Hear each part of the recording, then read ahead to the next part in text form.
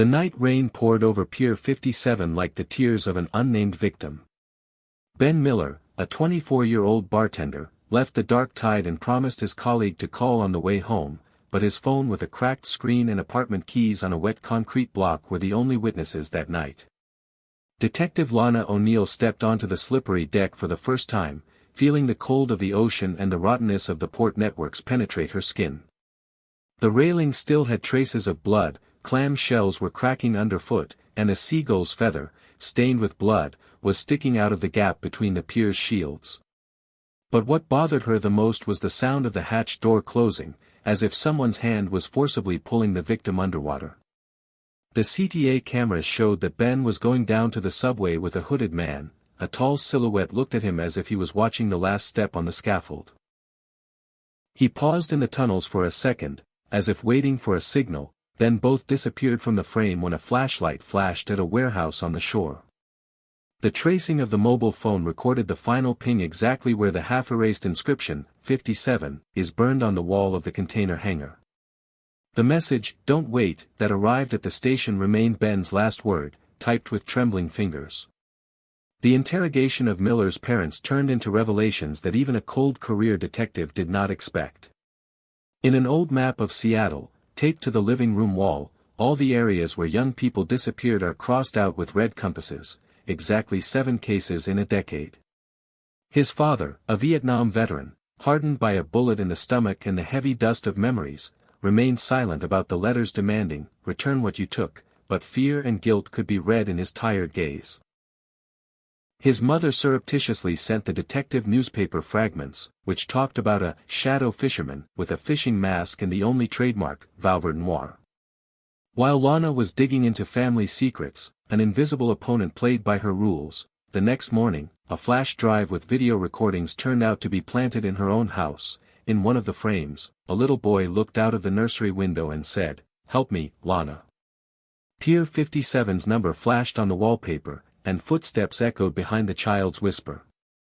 Something more than professional curiosity was pounding in the detective's chest. 6 years ago, her younger brother disappeared in exactly the same way at the old dock on the other side of town.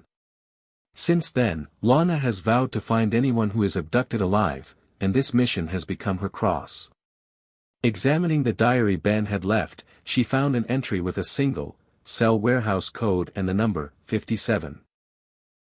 At night, letters in the margins turned into mathematical equations, linking the disappearance of couriers to these warehouses.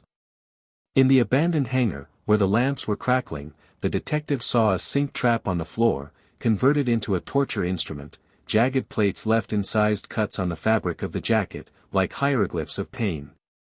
On the wall, someone chalked 57 and a sign that looked like an inverted hook, like an inverted death laugh. It was there that Lana found a piece of paper with the initials, JR, scratched out as if the author had walked on a knife's edge. This led her to Jake Rooney, a quiet aquarist whose house by the pier was littered with glass jars with exotic fish. He denied everything, but the smell of Valverde Noir in his boat and the photo of Ben near the warehouse put the most sophisticated villain on stage. When Jake got confused on the polygraph about the trap and the diary, Lana thought she had finally caught a lead, but overnight his petty arrest turned into exposure. Rooney's flash drive contained a list of not 7, but 15 names, and among them was Lana's name. The second victim, to whom the footprints led, turned out to be alive. A young courier with a broken arm and a worn passport came out of the woods, whispering that he had been sold and reprogrammed, but refused to talk about the captain until meeting with the detective at the abandoned yacht club terminal. Lana went there alone, in a raincoat and a wide-brimmed hat, and met with a real threat. A gray-haired man with a cane and eyes the color of an icy waterfall came out of the darkness. He said that Ben failed to complete the task and that dirty codes should be lost in the ocean. Before leaving, he threw down the card with the following address and made sure that Lana understood that her own life had become a pledge. When Lana called for backup again, there was already a luxury yacht with criminal armor signatures on board. The special forces broke into the ship, but a trap was waiting for her in the very bow. Instead of Ben, they found only another prisoner tied to the bow, and a bloody shield with the numbers 57 carved out. On the table was Miller's unlit notebook, with the last code in it, signed, "You'll do better."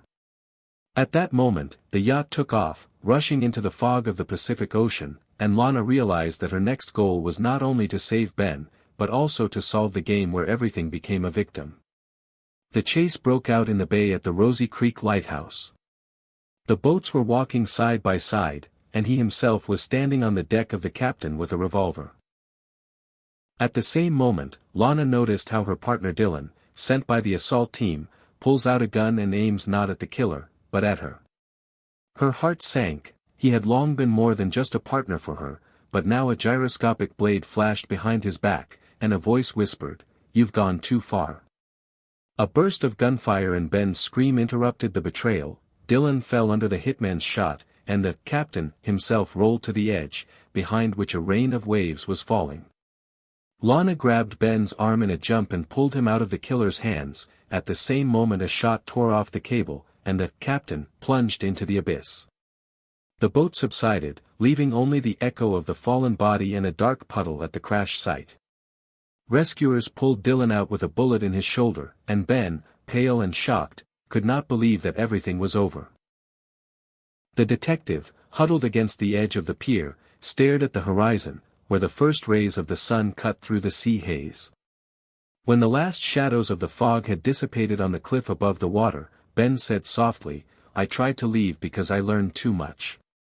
His smartphone was shaking in his pocket, and on the screen was a voice message from the Captain, in which he laughed, calling out the names of new victims and praising Lana for good hunting. She turned off her phone, looking down at the note in her left hand. "Next 57 is your own address." A light breeze carried the smell of salt and hope. The battle is won, but the war is just beginning. A fire flashed in her eyes, and she nodded to Ben, "We'll come back here, but first we need to meet with the one who writes these rules." The sea surf whispered the answer, hiding new secrets, and the detective strode towards the city, ready for the next call, while somewhere in the depths of the port the shadow of a new shadow fisherman slowly moved. The cold morning fog rolling over the Seattle harbor could not dispel that tingling frost in Lana O'Neill's heart. She was still standing on the cliff by the Rosy Creek Lighthouse, holding a note with the 3 numbers, 57, and her name in her hand.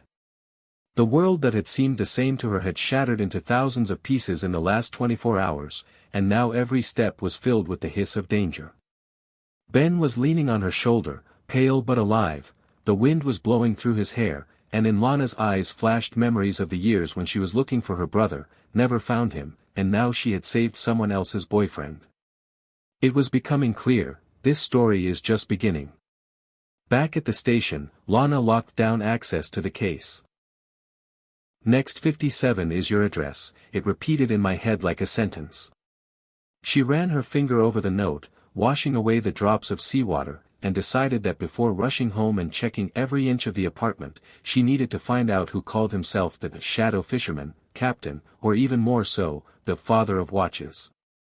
Ben just cleared his throat hoarsely, assuring her that he couldn't take the interrogation anymore, but Lana insisted on his cooperation. He needed every scrap of information he had managed to snatch from his memory before going underwater. Back at the station, Lana locked down access to the "Next 57 is your address," it repeated in my head like a sentence.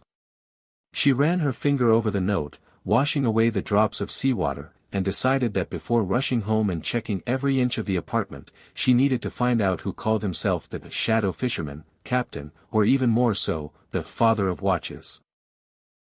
Ben just cleared his throat hoarsely, assuring her that he couldn't take the interrogation anymore, but Lana insisted on his cooperation. He needed every scrap of information he had managed to snatch from his memory before going underwater. In his diary, she found a short cipher that turned into an IP address with mysterious capital letters and numbers. It resembled the launch code of some online service, probably the same messenger through which the Captain gave orders to couriers. Without wasting a minute, Lana called her old cybercrime acquaintance, a hacker nicknamed Blind Raven. She only found out his real name a month ago when he helped her hack into the database of missing cyclists, and since then he has remained her secret card in the world of D. Without wasting a minute, Lana called her old cybercrime acquaintance, a hacker nicknamed Blind Raven. She only found out his real name a month ago when he helped her hack into the database of missing cyclists, and since then he has remained her secret card in the world of digital shadows. Over a cup of black coffee in a narrow Pioneer Square alley, he listened attentively to the detective's story and half an hour later sent an encrypted dump from the TideNet network, a private infrastructure managed by an unknown group. Among the millions of addresses, links and logs, we managed to identify several IP tags associated with the address of Warehouse 57, the Rosy Creek Lighthouse and her own apartment in downtown. In a taxi speeding through the wet streets, Lana scrolled through the report. There were only 3 active users, 2 of them had long been listed as dead or missing, and the third went online under the nickname Fisherman57. She pressed the phone to her ears, but there was only a hum, as if the line itself was afraid. In a taxi speeding through the wet streets, Lana scrolled through the report. There were only active users, 2 of them had long been listed as dead or missing, and the third went online under the nickname Fisherman57. She pressed the phone to her ears, but there was only a hum, as if the line itself was afraid to whisper the truth. Of course, this Fisherman57 couldn't be arrested without knowing his real name.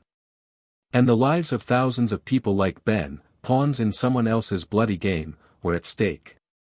Arriving at her house, Lana froze at the threshold. The door was unlocked. At her house, Lana froze at the threshold. The door was unlocked, and in the hallway lay her own watch, the same one she wore in memory of her brother.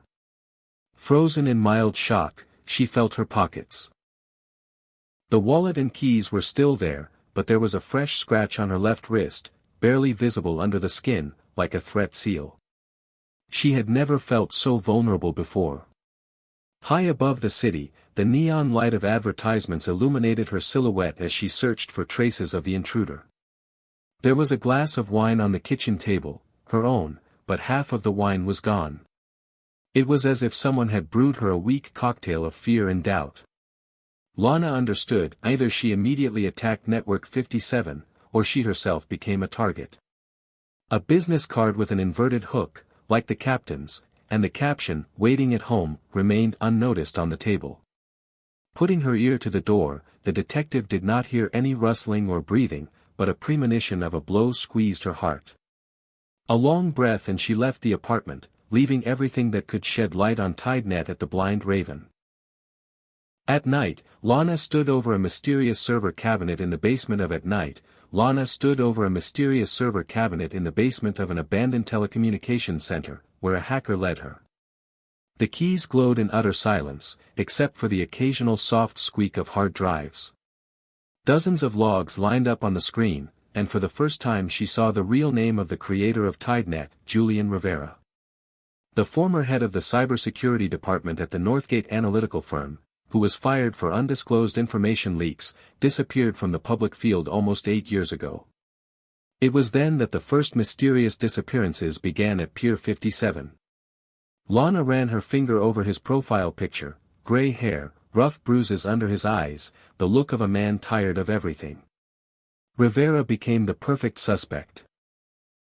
She ran outside into a blinding downpour, threw on a raincoat, and called the FBI, demanding a search warrant for Rivera's address in the rundown Seattle Uptown neighborhood. While the SWAT team was preparing in the area, Lana returned for Ben. His face faded. He refused to believe that the captain and Rivera were one and the same person. But that evening, the courier managed to squeeze out a coat. She ran outside into a blinding downpour, threw on a raincoat, and called the FBI, demanding a search warrant for Rivera's address in the rundown Seattle Uptown neighborhood. While the SWAT team was preparing in the area, Lana returned for Ben. His face faded. He refused to believe that the captain and Era were one and the same person. But that evening, the courier managed to squeeze out a confession. He swears that he is saving the city from its own chaos, but in reality, he trades on fear, promoting his codes wherever people need to be controlled. At dawn, special forces broke into Rivera's abandoned house. The architecture resembled the laboratory of a graphomaniac scientist. The walls were covered with monitors, notebooks with pocket computers were in the corners, and the floor was littered with reels of CD-ROMs covered with fingerprints. And in the semi-darkness, Lana discovered a trap for a man, a steel frame with toothy jaws, familiar to her from the warehouse, only hundreds of times larger. Next to it were the gloves of the owner of the house and an almost full bottle of Vauvert Noir. She heard footsteps from the next room. There, on a chair, in a suit of a frozen office clerk, sat Julian Rivera himself with blood stains on his collar. A spinner with the symbol, 57, was dying in his hand. "You've reached the heart of the game," he said softly, as if surprised, "but what are you going to do next?" "Get rid of me. Then my students will remain. Will you round up everyone who bears my mark?"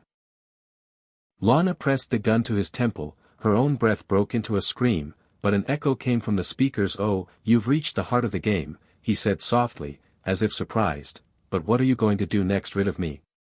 Then my students will remain. Will you round up everyone who bears my mark?"